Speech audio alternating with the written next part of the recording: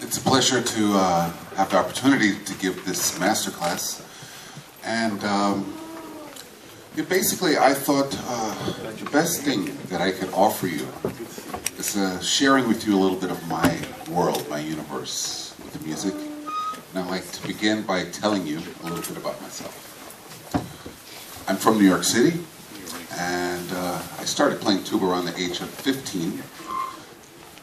And it was at that point that I happened to be in the right place at the right time, because I was able to start private studies with, many of you know, Sam Playfield.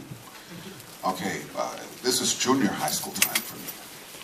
And so I had studied with him, starting at the age of 15.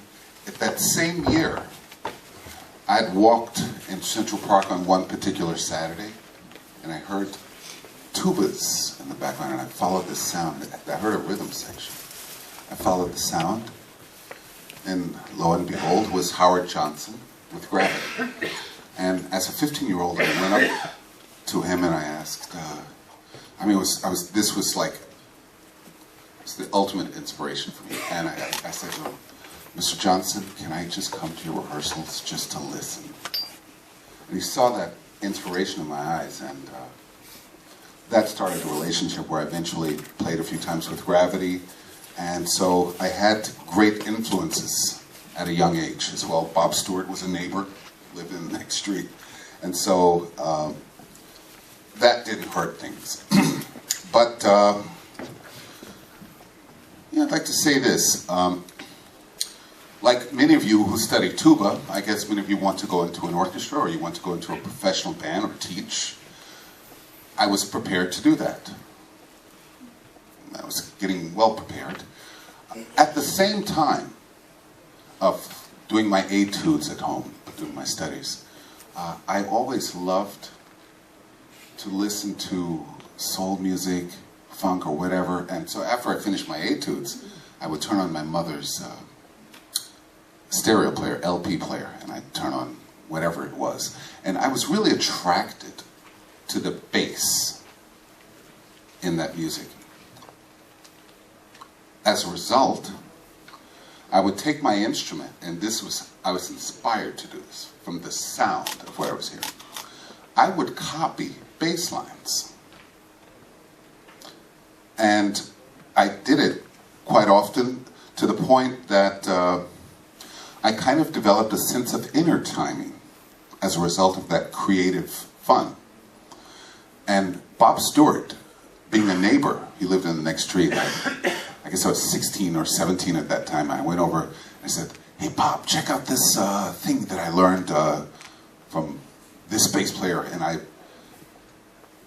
I would play what I learned, and I also would express percussive sounds, just different sounds, which just happened as a result of this creative fun. And he said to me one thing which changed my whole musical career, and that was, he said, this rhythm thing you do, play that for your classical colleagues. And I was thinking, why would they want to hear that? I don't think they would be interested.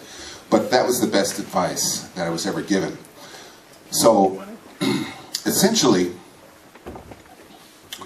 that was the start for me of a niche. That was the seeds which, for me, became, I would call my niche. And what I mean by that is the unique way I express myself, or the way I do it, with playing bass lines or whatever I do. And at the age of 17, I was, Howard Johnson said, there are guys from Vienna here who are looking for a tuba player who would play jazz and classical.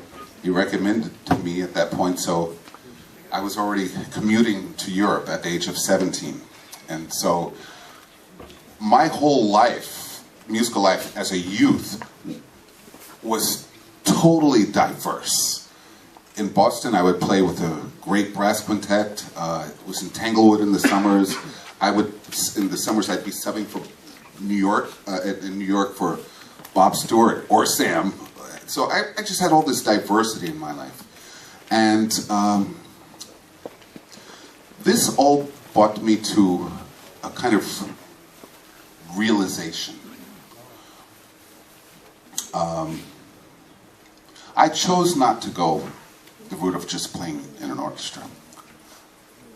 It was more for me to follow my inner feeling, which was to follow that thing which turned me on.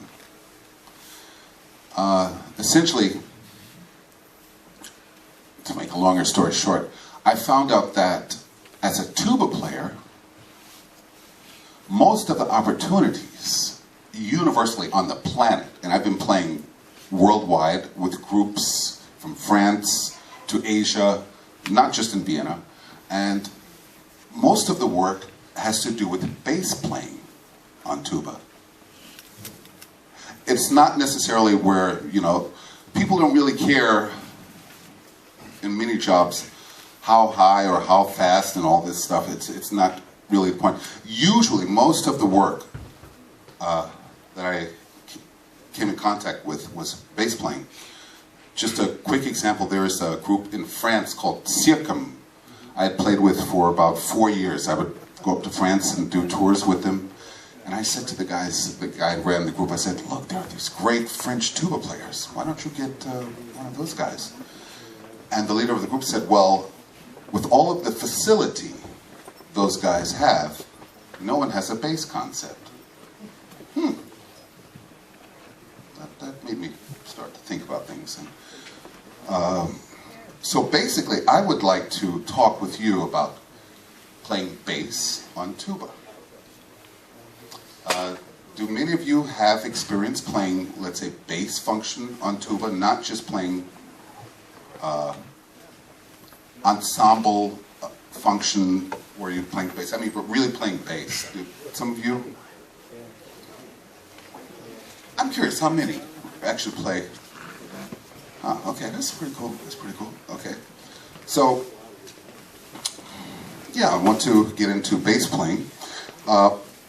And I bought some parts. You all have these.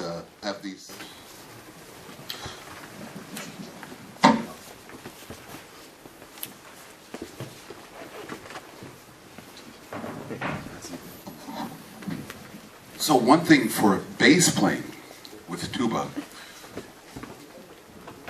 there's some points I'd just like to share with you which I found to be really important. Inner relaxation, being calm, I find is one of the primary things to maintain if you want to be effective with bassline playing. And let's look at, for example, you have a walking bass line in C. Those of you who have these parts. This bass line in C7, this is based on a 12-bar blues pattern. This is a walking bass line. And I'll just play a little bit of that to show you how I would approach that.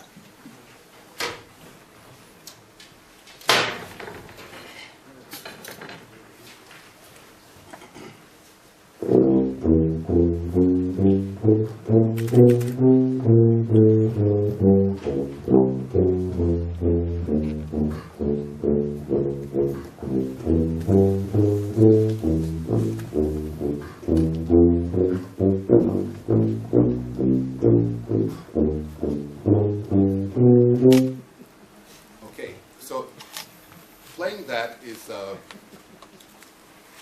I find you can be most effective when you're calm, because you need to be effective with your breathing and using the air effectively. So basically the relaxation is the first point. Secondly, time. You have to have a good sense of timing. I could not recommend a method. I mean, you can use a metronome. A metronome will help you to have an evenness and a steadiness of time, but as far as being musically effective, I think to have a good sense of timing connects with having experience playing with good musicians who also have that, and listening to music, and also internalizing an understanding of timing. So, let's just give that a try. Those of you who have the tuba, let's play this walking bass line in C7. And I'll give you a tempo.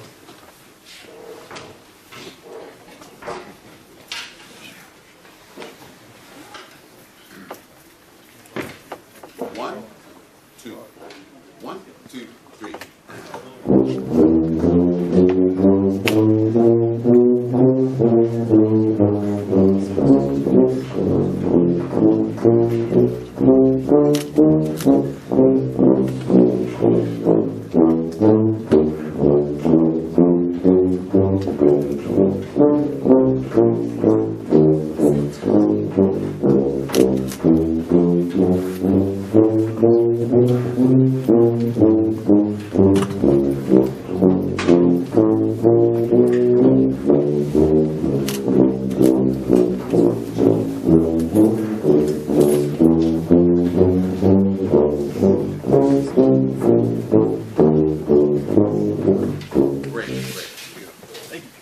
So, I found that playing such lines, it's for breathing. Where do you breathe?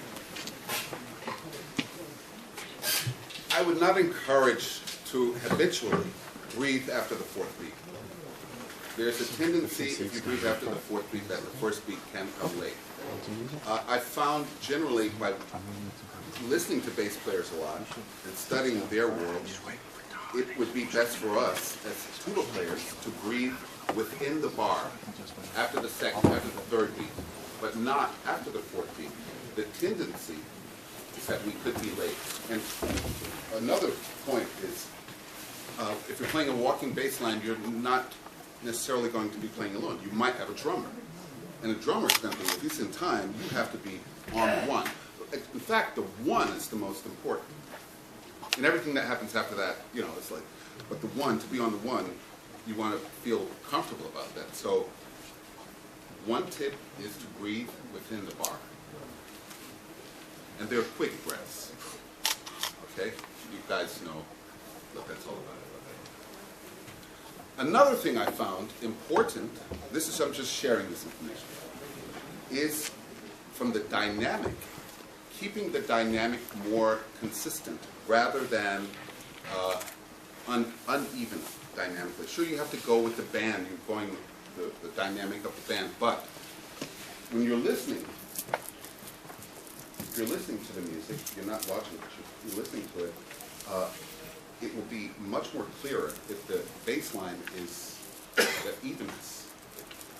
You can really understand what the bass player is doing, as opposed to boom, boom, boom. If the dynamic is uneven, it doesn't. It's not necessarily the best. So that's one thing. And I would like us to experience working together with melody in bass line. You have a phrasing 2, a sheet called phrasing 2.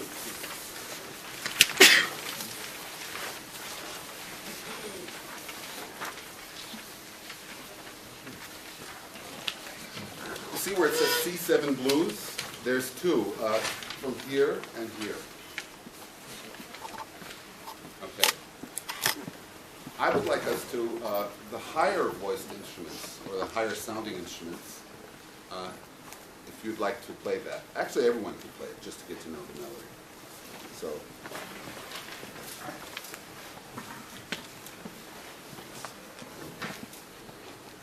One, two, 1, 2, 3, and.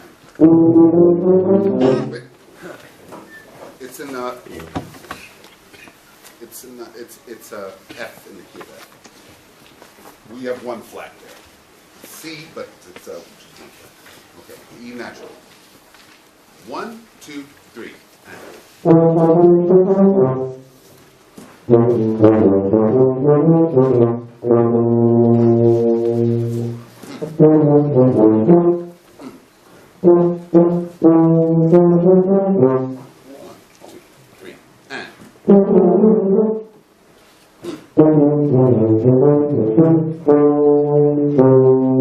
Great, great.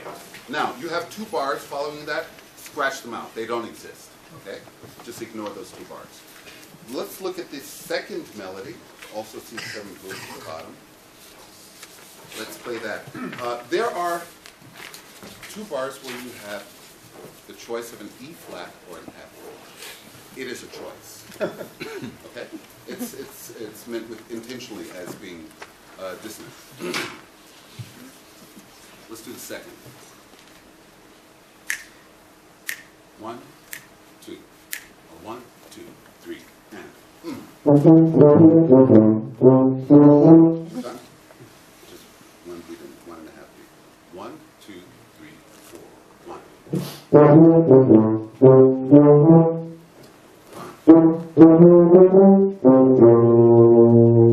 1.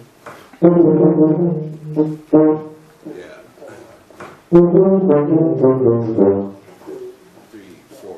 1, 2, 3.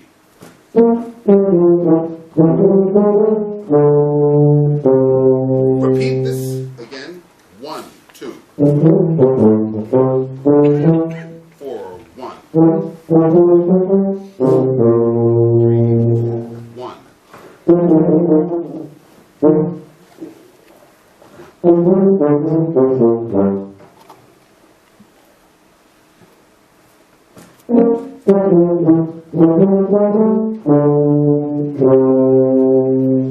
Good, very good. Just for all intents and purposes, I think many of you are playing it correctly from the phrasing. Eighth notes in this context are phrased as triplets. It's more in the swing phrasing as opposed to dotted eighths, 16ths. Clear? Just to get more familiar with the melody, I'd like to run the melody again the second time, both together, succinctly. That the first C blues, and we go straight to the second, ignoring the two bars, which you know about. 1, 2, 1, 2, 3.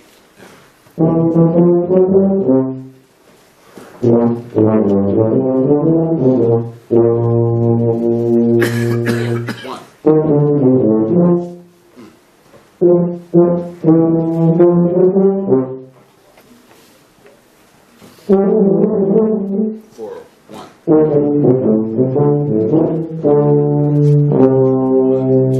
Here we go. Next one. 1.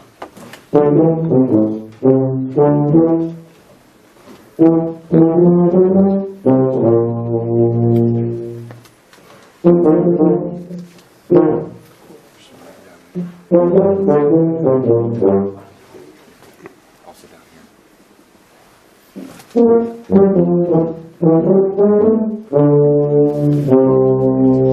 Okay, in the triplet figure where you have the choice of notes, actually that is, from the phrasing, it is straight. Beat da da da. Straight like classical. Beat da da da. Ba. And then the rest is swing. Okay? Idea now is like the experience. This is all for how do we put this together with bass playing, with the walking bass line? How do we work together? And well, that's it. Done. And so I'd like here, so you guys play the bass line. You're playing the bass line, C7 bass line. This is melody section.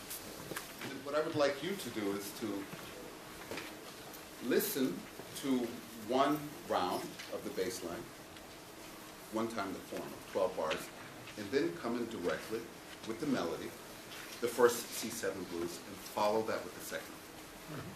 Okay? And then we can switch roles. But this situation has a reason, which we'll see. Let's just hear the bass line. Yeah. 1, 2, 3.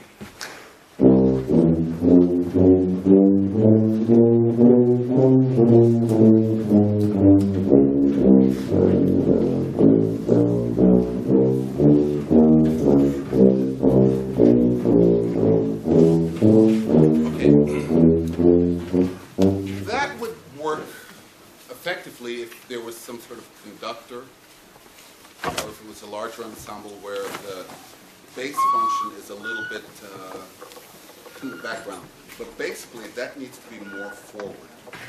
You have to lead in this case. Let's say in this context, we don't have a trick.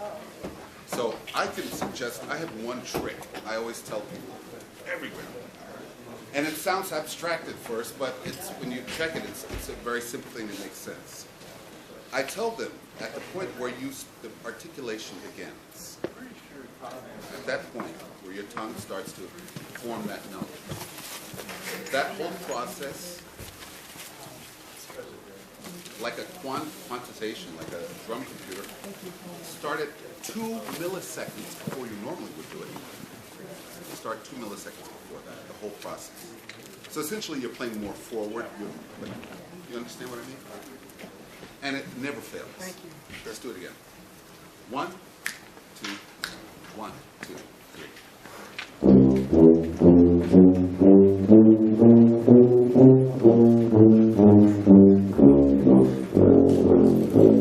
Great. You hear the difference? It's like if you have a faster tempo or in other situations, that makes a big difference actually, because the tendency that tuba players are late reduces. It reduces. But this 2 millisecond idea, it usually never fails. Okay. So 12 bars waiting in front, playing the bass line, and you're continuing to play. And you're coming in after 12 bars. Okay. 1, 2, 1, 2,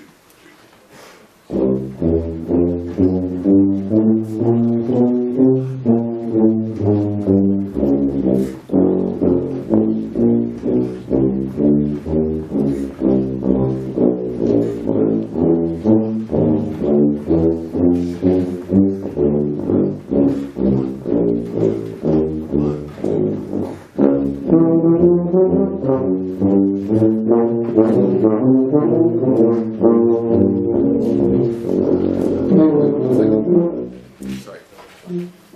Playing bass there would be better over here because that just sonically I think that would be.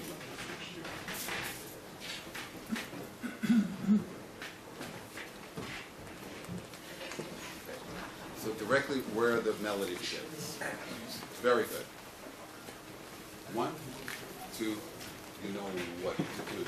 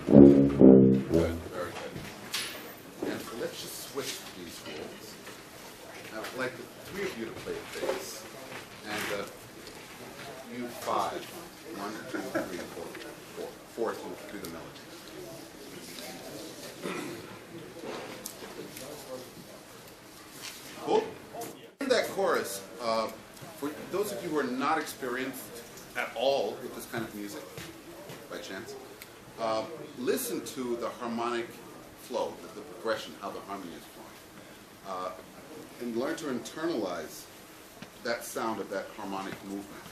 That will help you to become more familiar with this genre. What's your music? What's your music? 1, 2, 1, 2, 3.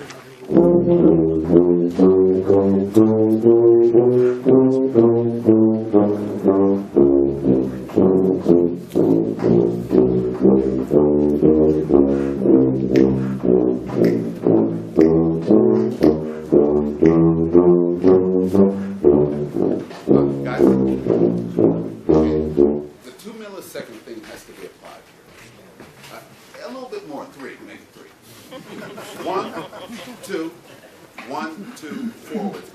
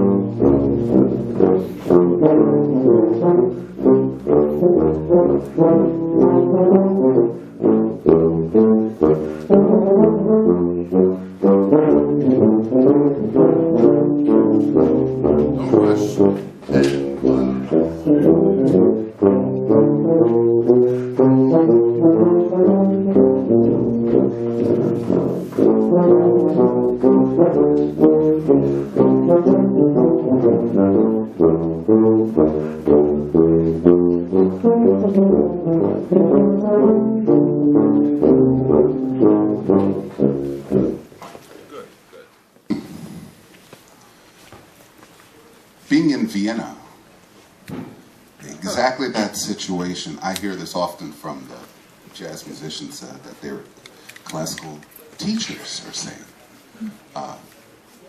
No, the jazz teachers are saying to some of the classical players that who are playing jazz that they need to get their articulation changed. And in swing music, there are different articulations which are related to that music. Let's say a person who's a specialist in swing jazz, traditional jazz. That's not really my thing. My whole universe is just like, I'm not like one, just jazz, or I don't put myself in a box. My box is like open, so.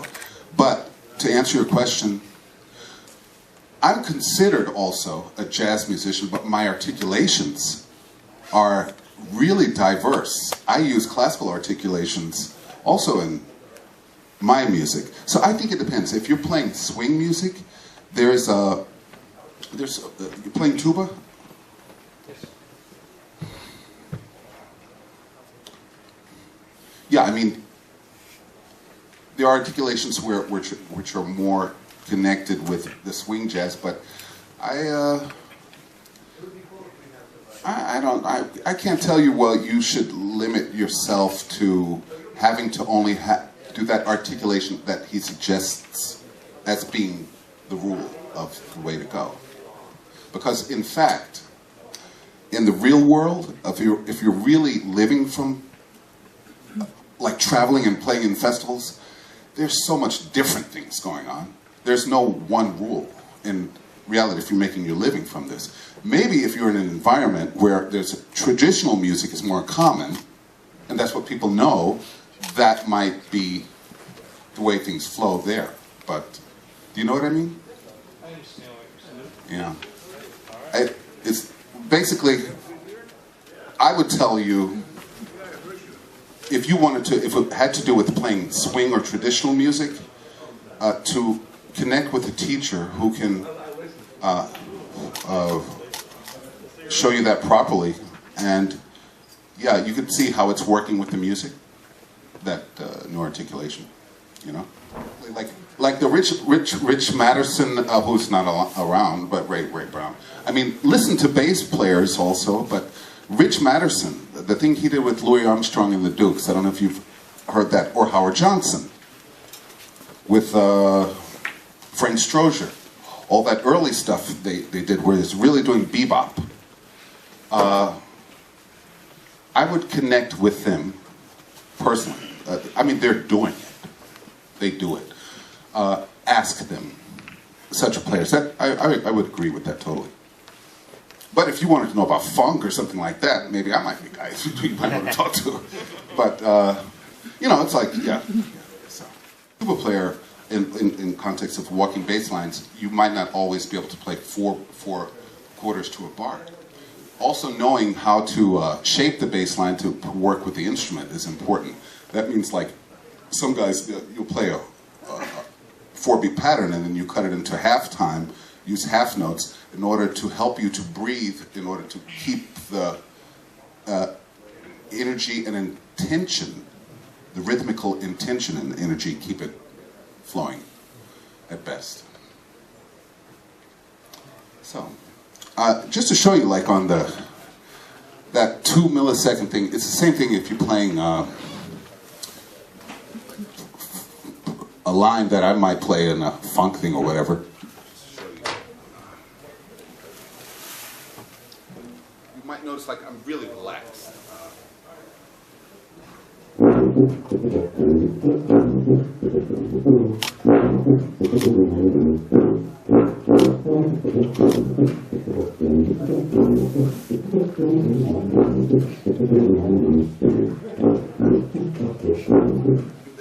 Easier to do that when I'm relaxed, and as opposed to being unrelaxed, and it's sounding uneven or not clear. There's first of all, there's a musician called Doug Hammond, who was one of the percussionists from the Charles Mingus Band. I recorded his last record, and he forbids musicians to do the 2-5-1, do the typical progression in the first place, and he encourages the musician. Your improvisation is not on the chords, but off the melody, and even the harmonical basis is not necessarily where you might think it should be. So it's like that's one thing. So that's not answering your question, but I would say listening to more stuff and just playing without notes, playing with people who are thinking beyond that box harmonical structures. And I find that's very common in Europe. A lot of players there. The traditional thing is not, you find it, but it's not,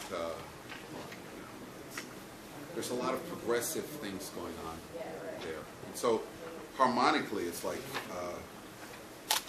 it's very open, and that experience, like for example, I play a lot with a bass player called Jamaluddin Tacoma. He's Ornette Coleman. We play in like, we have a quartet, and there's a larger group. And he's dealing with harmonics, which is about, he's in one key, I'm in another key, but it fits. That opened my world, my universe, totally into the thing about trust. That was deep. That was deep. And we make great music. It's a, oh, that was beautiful. So these experiences, which are beyond traditional contexts, I think can be very beneficial. Hope that answers. In my band, I actually have a very good drummer now in my new band. And his tendency at the beginning was like to rush, for my opinion. And I just told him to, ease back on it, and it worked out fine. Generally, drummers,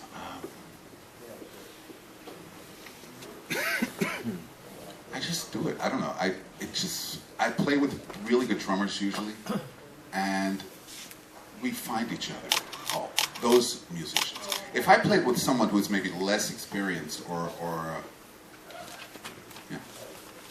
that might be the situation. Like one of the last productions I did was with Peter Erskine, and he's a great drummer. I mean, like you don't even think about time. Everything is just right.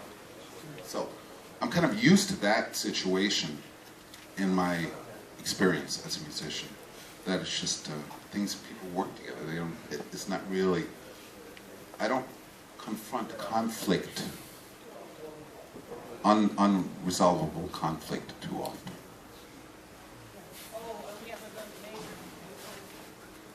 Okay, next thing I'd like to talk about is what happens when you finish school and you can't find a job.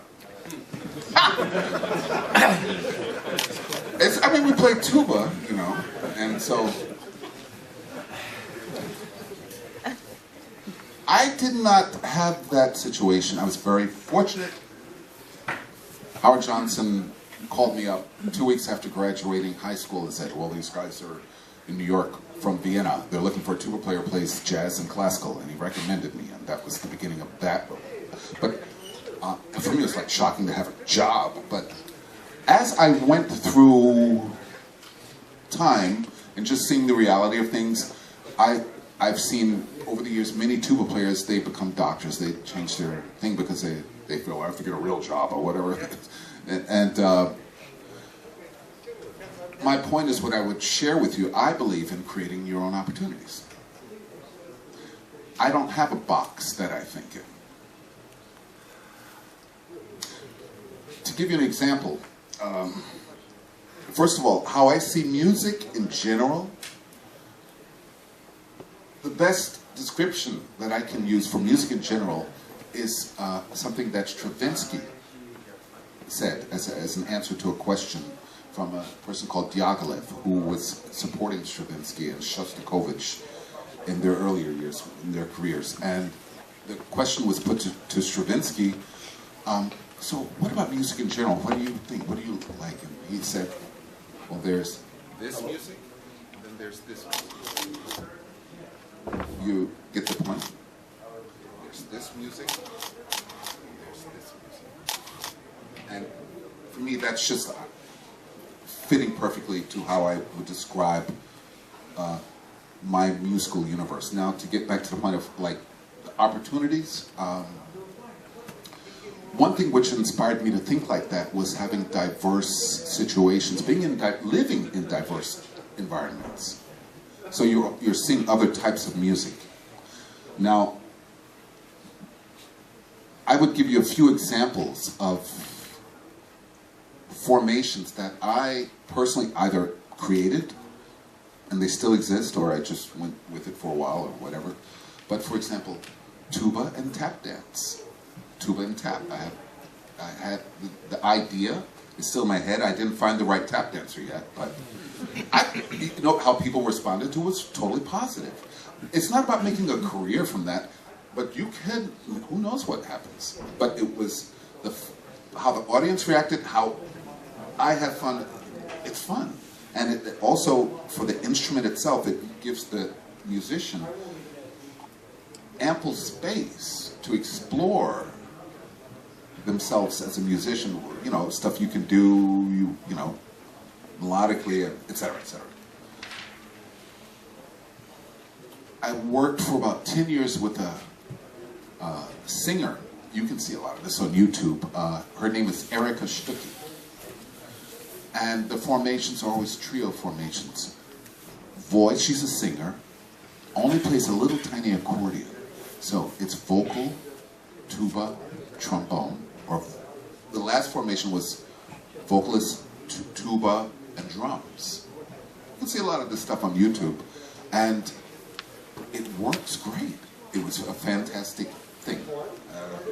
Just give some other ideas. I have also a children's theater piece I created called Sassy the Tuba. It's a multimedia show. It has about 6 people. We have a technician. And that was, I created that to explore the world of the youth, because they're the most honest listeners sometimes. And I've been called from big jazz festivals to present also that production. So if I chose to follow that route, to support that project, who knows where that could have led to, but I'm just showing you how to create employment for yourself. And then there's, I have a team building seminar called The Corporate Groove. Not that I'm a really corporate, it's not my thing, but like that mindset. But I believe from my experience, all these wisdoms I've learned through diversity with music, I feel it can be very beneficial to people who are not involved in the world of music, and with good intent, sharing with them those qualities that make a great ensemble, a great musical ensemble, sharing that with them. So that's one other thing I created, the Corporate Groove. It's dormant at the moment because I'm doing my band now.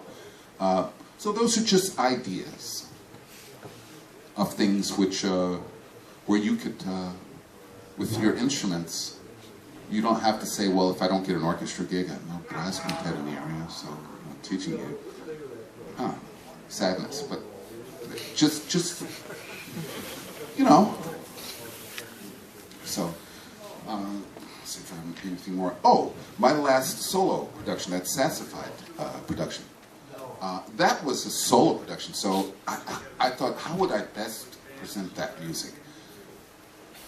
And so I thought with a visual thing. I have what's called a VJ, and I had a technician who helped me to create certain musical ideas on, like even with loops, but other things too as well. So those are just a few ideas. I would learn about fear, how that functions in the human being, and that it's often, in my opinion, it's an illusion sometimes, or it's a stigmatism, which is not necessarily healthy. People tend to hold on to ideas, they internalize them in their consciousness, and then they can't move. But to unlock yourself from being jailed from a stigma, which is just an idea, I don't know. I study people who show how you do it more organically. You just let go of, you know, you don't trap yourself. You don't necessarily, you can choose. You have choice. And sometimes we fear even making the choice. Environment plays an important role too, your environment. So, but my answer to you would be to learn about the whole thing of fear. That really helped me to,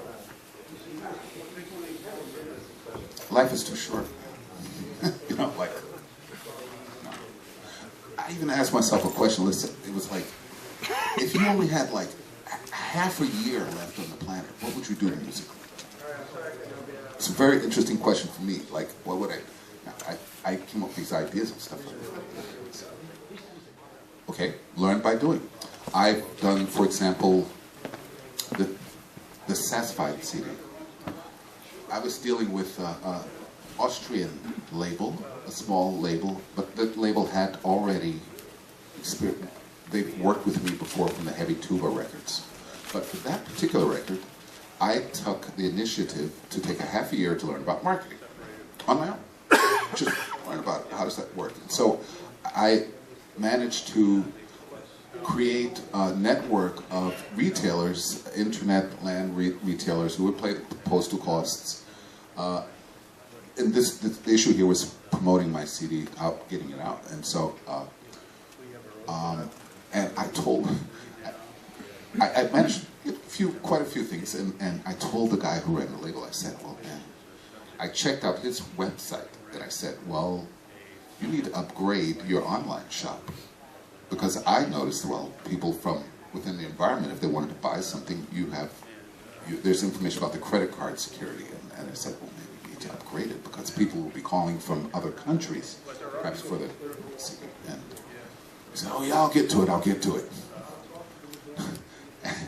He got to it a little bit too late, but he was shocked at how much it did cost him in the end to do all that work to upgrade it.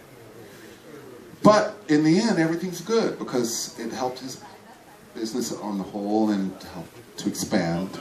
And so I take a learn by doing approach with everything. I believe that the greatest gift we have is the ability to create. We're creation machines, the highest technology which exists. But that's just my word. Before I go into anything else, I'd like to invite out a guy we just met today, and we prepared a little duo piece. His name is Tom Holtz, and Chris, when he picked me up from the airport, he told me about the guy I'm playing this duo with, and I was very inspired by what you were saying. And so when we were rehearsing, we were talking about, I don't know, spent 15 minutes just jamming on the same vibe on ideas. And so I welcome this great musician, Mr. Tom Holtz. And we'll be doing a duet piece called In Memoriam. A good friend of mine from, you might know Janos Mazura. No, yeah? okay, you know, okay. He's a good friend who lives in Budapest, and he told me he wrote this for me like years ago, and I was like, in memoriam, but I'm living there. And so I didn't take it too serious, but I kept playing the piece because it's such a great piece. And so it's a really big pleasure to play it with Tom. And here we go. Big a pleasure it is for me.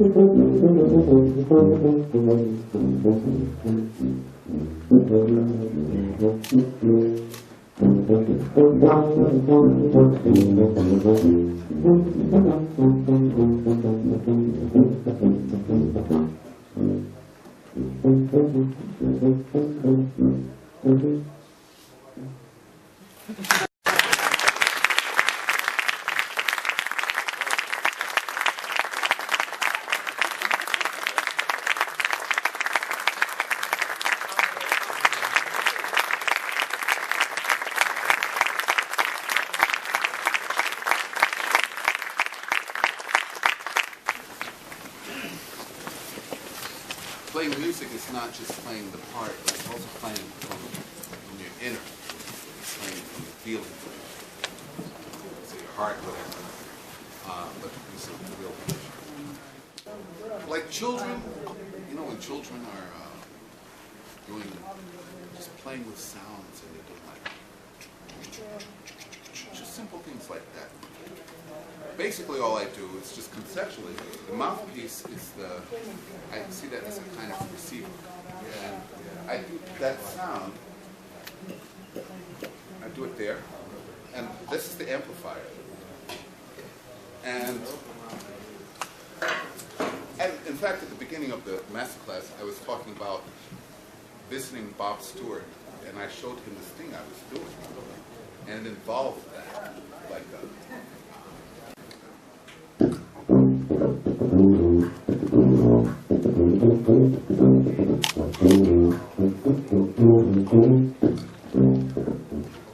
but basically, that's what it is. And I have a baseline book, which is on the Beam.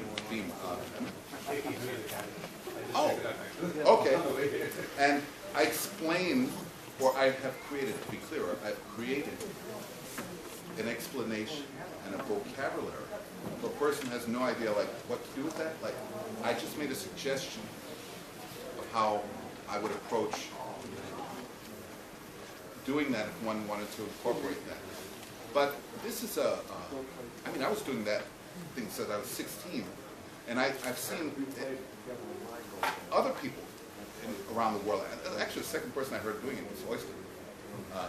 And I remember when we first met at Lati, like, we didn't know each other. So let's go back and talking. So we like jammed a little bit. So, I heard him doing this. Oh. I did it for him. It was a beautiful moment because, you know, it makes the world smaller. You notice the world becomes smaller. People, I mean, it's in Lati. I grew up in New York and had similar ideas. Yeah, but that's what it is. It's just this. That's what it is. But it's actually, as a sound, I chose to use this in certain contexts, like creatively, with music. Like Sassified CD, I would use that, I would create a rhythmical basis or pattern, which I'd use as a fundamental thing in the music, and I would loop it, but it's still coming from the tuba. It's an original sound. Whatever kind of, it's very spontaneous. It's very spontaneous. The first time I heard that sound was, I was like a big fan of Bobo when I was younger. Like, I don't know if you heard that first recording he did with the Encounters. Right, I was like, oh my God, I love this piece and this sound, it's cool. And I thought to myself, oh, that's cool. checked out singing. At some point in time, I tried it out, but I just felt to do what I wanted to do with it. Not necessarily that I would have a piece of music that I had to conform it to, but so I created my own stuff. Like, and I don't. I just.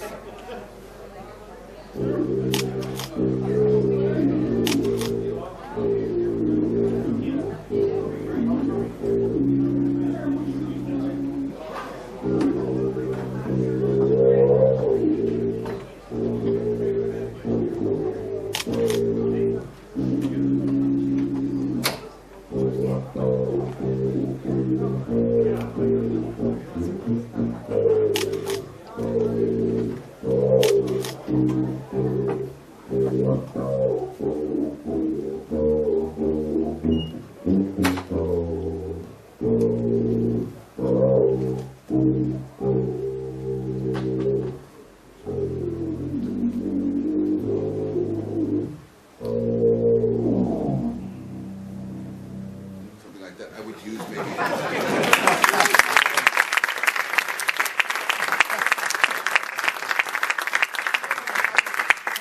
Serious fun. It's just having fun. Writing what you feel. You got a book on how to do that? Yeah, I do. Not a book. It's just, it's like to free, you have to make space in your mind to discover, you know, oh, well, even before that, wake up your inner child. Let the inner child be. Don't cut it off. I will take one more question. All right. How do you mic your horn? And if you do mic your horn, what type of mics would you recommend? AKG, I'm an endorser for AKG. I have a 590. 409 was the original one, and I use like wireless AKG stuff. Oh, and here, the mic goes, since we're here. I found the sweet spot for tuba, and it's like other people, I checked it right here on the instrument. It's like here. Not here, not here. I don't know why. And I saw it with other tubas. I've checked it out. What about sousaphone? I can't fit in a sousaphone. I haven't been able to do that yet. Literally, I'm not joking, but I would like to check that out, though, if I can fit. I'm not joking. Cool. Well, everybody, let's give them a big hand.